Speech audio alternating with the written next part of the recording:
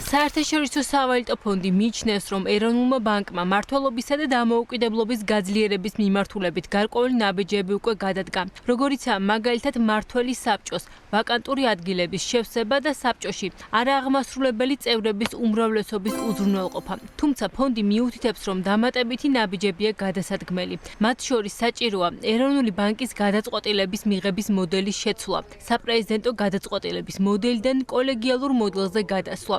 IMF-ი მიიჩნევს, რომ ეროვნული ბანკის პრეზიდენტს არ უნდა ჰქონდეს მთელი რიგი მიმართულებებით დისკრეციული გადაწყვეტილებების მიღების უფლება. ფონდის რეკომენდაციებს შორისაა ასევე, რომ უფრო ნათელი გახდეს ეროვნულ ბანკში უფლებამოსილების გადაცემის ჩარჩო, ასევე საბჭოს წევრთა კვალიფიკაციის კრიტერიუმები. ჩვენ საჯაროდაც აღვნიშნეთ, რომ გსურს ეროვნული ბანკი ეტაპობრივად გადავიდეს გადაწყვეტილების მიღების უფრო კოლეგიალურ მოდელზე. ამჟამად მათ აქვთ ეგრეთ წოდებული საპრეზიდენტო მოდელი, როგორც ჩვენ მას ვუწოდებთ, რაც გარკვეულწილად უნიკალურია მსოფლიოს ცენტრალურ ბანკებს შორის. ჩვენი აზრით, ეროვნულმა ბანკმა უნდა იმუშაოს უფრო კოლეგიალურ მოდელზე გადასვლაზე. ამასთან იყო კითხვები ეროვნულ ბანკში უფლებამოსილების გადაცემის ჩარჩოსთან დაკავშირებითაც. როდესაც სებში წინა მმართველმა დაასრულა თავისი ვადა და ადგილი ვაკანტური გახდა, შემდეგ ახლანდელი მმართველი თურნავა დაინიშნა პრეზიდენტის მოვალეობის შემსრულებლად და ცენტრალური ბანკის კანონში ცვლილებებით შევიდა. ამან გააჩინა კითხვები იმის შესახებ, თუ როგორი უნდა იყოს მმართველობის გადაცემის ჩარჩო, როდესაც ვაკანსია ჩნდება. ჩვენ გვინდოდა, რომ ეს დაზუსტებულიყო კანონში. შემდეგ ასევე გვქონდა რეკომენდაციები იმასთან დაკავშირებით, თუ რა უნდა იყოს საბჭოს ახალი წევრების საკვალიფიკაციო მოთხოვნები. ეს ყველაფერი იქნება ტექნიკური დახმარების მისიის განხილვის საკითხი. ისინი ზუსტად შეხედავენ, რა გაკეთდა რეკომენდაციებიდან და საჭიროა თუ არა მეტის გაკეთება.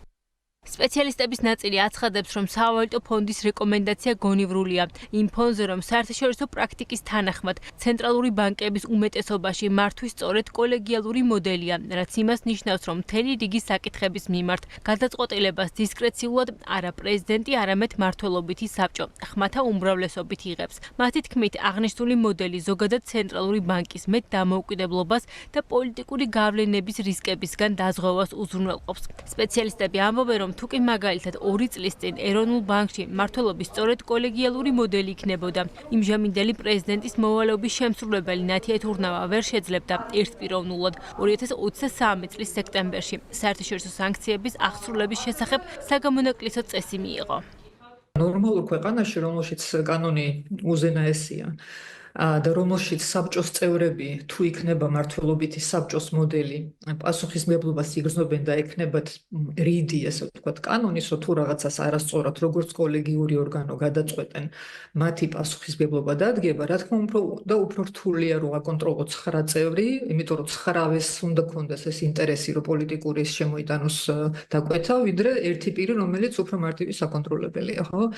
ამ მხრივ ლოგიკურია IMF-ის თქვათ რეკომენდაცია და სურვილი, რომ საპრეზიდენტო მოდელიდან უფრო საბჭოს მოდელისკენ თქვათ წავიდეს ეროვნული ბანკი, იმიტომ რომ პოლიტიკური რისკი დაკვეთა თუ შემოიჭრა ამ ინსტიტუციაში, ეს მაკროეკონომიკურ სტაბილურობას რისკებს უყენებს. სპეციალისტები აღნიშნავენ იმასაც, რომ ეროვნული ბანკის საბჭოს დღევანდელი შემადგენლობის პირობებში, როდესაც თავად საბჭოს წევრების დამოუკიდებლობასთან დაკავშირებით არაერთი კითხვის ნიშანია.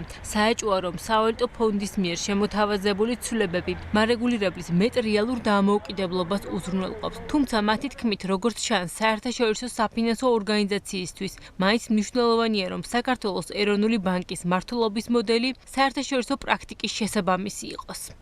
ხშირ შემთხვევაში ახლო მეგობრული თუ ნათესაური თუ არ ვიცი რაც დავარქვა სხვა ნიშნით არის შერჩეული საბჭოს გუნდი ეროვნული ბანკის და შესაბამისად მგონია რომ ახლა რომც იყოს გადაწყვეტილებების მიღების პროცესი, ასე ვთქვათ, კოლეგიალური პრინციპით, არ მჯერა რომ ამ საბჭომ მოახერხოს თუნდაც მცირე წინააღმდეგობა გაუწიოს ეროვნული ბანკის პრეზიდენტს, თუ ის გადაწყვიტავს რაღაცა კონკრეტული საკითხის დაყენებას. ამიტომაც ეს მნიშვნელოვანია, ეს გვაჩვენა, რომ მნიშვნელოვანია ბოლო წლების პროცესმა, ეს არ არის დღეს რელევანტური, იქიდან გამომდინარე, რომ საბჭო არის აბსოლუტურად ლოიალური, ადამიანებით დაკომპლექტებული. კითხვას თუ რატომ აგრძელებს ამაზე საუბარს IMF-ი, მათაც აქვს თავისი თავმოყარეობა და თავისი პრინციპები, ხო? და თუნდაც ნორმატიულ დონეზე სწორი ასე ვთქვათ მართლობის სისტემა მათთვის არის მნიშვნელოვანი, იმიტომ რომ ისინი უფრო გრძელვადიანად ფიქრობენ და გააჩნიათ იმ მოლოდინი, რომ ქართული ოცნება სულ არ იქნება ხელისუფლებაში. ამ კონიუნქტურაში და იმ პირობებში, როცა ერთ ვერტიკალში არის დაქვემდებარებული პარლამენტიც, რომელიც საბჭოს წევრებს ირჩევს, პრეზიდენტიც, რომელსაც თქვათ ფორმალურად პარლამენტი თქვათ ირჩევს, მაგრამ სინამდვილეში ყველამ ვიცით ხო როგორ ხდება ამ პირების შერჩევა, როდესაც პრეზიდენტი არის, ვინც აკეთებს ნომინირებას, მაგრამ პრეზიდენტი ვიცით ვინც არის და როგორც არის ხო, ანუ არჩეული თვითონ ამ პოზიციაზე. ამ პირობებში, როდესაც ერთ ქვაბში იხარშება ეს ყველაფერი, ამ ეტაპზე ეს ცვლილება რამდენად ქმედითი და ფაქტობრივად სასარგებლო და პროდუქტიული იქნება, რა თქმა უნდა, ამაზე მე დიდი კითხვის ნიშანი მაქვს. ეროვნული ბანკის დამოუკიდებლობის გაძლიერების საჭიროებაზე 4 ნოემბერს გამოქვეყნებულ გაფართოების ანგარიში ევროკომისიაც საუბრობდა. ანგარიში ნათქვამია, რომ მათ შორის უნდა გამკაცრდეს სების საბჭოს წევრთა შერჩევისთვის საჭირო კვალიფიკაციის კრიტერიუმები. ამასობაში კი ეროვნულ ბანკმა თავად მიმართა სავალუტო ფონდს ტექნიკური დახმარების მისიის თხოვნით, რომლის მიზანია შეაფასოს გადადგმული ნაბიჯები და განსაზღვროს, რა დამატებითი რეფორმები თუ საკანონმდებლო ცვლილებები სჭირდება მარეგულირებელს. ამ მიზნით საქართველოში ფონდის ტექნიკური დახმარების მისიის ვიზიტი მიმდინარე კვირაში იგეგმებოდა, თუმცა ის დროებით გადაიდო, რისი მიზეზიც ეროვნული ბანკის პრეზიდენტის ნათია თურნავას ჩინეთში ვიზიტი გახდა.